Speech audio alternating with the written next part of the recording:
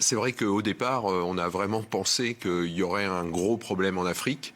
Pour l'instant, on touche du bois et on va dire l'Afrique s'en sort plutôt bien. Alors c'est vrai qu'on a évoqué la saisonnalité. On pense que de toute façon, les températures plus élevées sont défavorables au virus, ça, ok.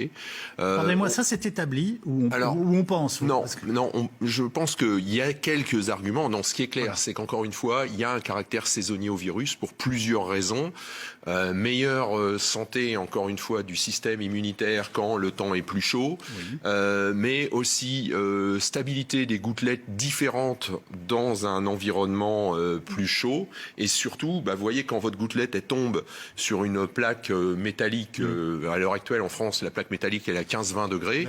Alors que vous allez avoir en Afrique, elle va peut-être être 40-45 degrés sous le soleil. Et là, à 40-45 degrés, la gouttelette, enfin le virus à l'intérieur de la gouttelette ne va pas survivre, va pas survivre très longtemps. Voilà. Donc, et l'autre chose aussi, c'est quand même que la population africaine est globalement plus jeune, voire beaucoup plus jeune que la population européenne. C'est la plus jeune de la planète. Voilà. Les chiffres sont étourdissants, non? Moyenne d'âge en Afrique? 19 ans.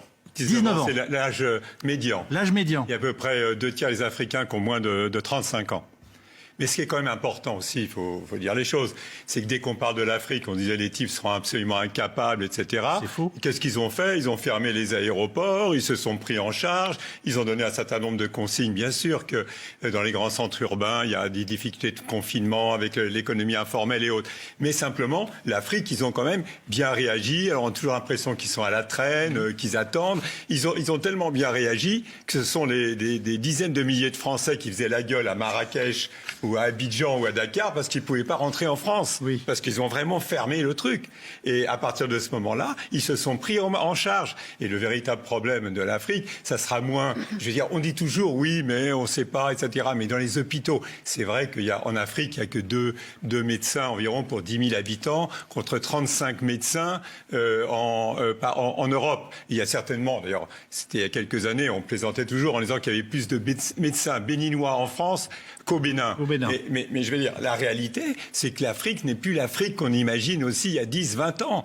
Il y a une prise en charge. Le problème, on en parlera sans doute, c'est l'impact économique, je veux dire, dans l'économie informelle. Mais la réalité, c'est que l'Afrique a bien réagi. Donc, il y a effectivement, il y a les classes d'âge, la jeunesse et autres, qui est moins affectée par le coronavirus. Mais sauf qu'il y a le problème de déscolarisation, les enfants mangent pas, etc., etc. Donc, il y aura d'autres impacts. Mais l'Afrique a bien réagi. C'est un fait, c'est une constatation, il faut le dire. Eh ben oui, il faut le dire, c'est important.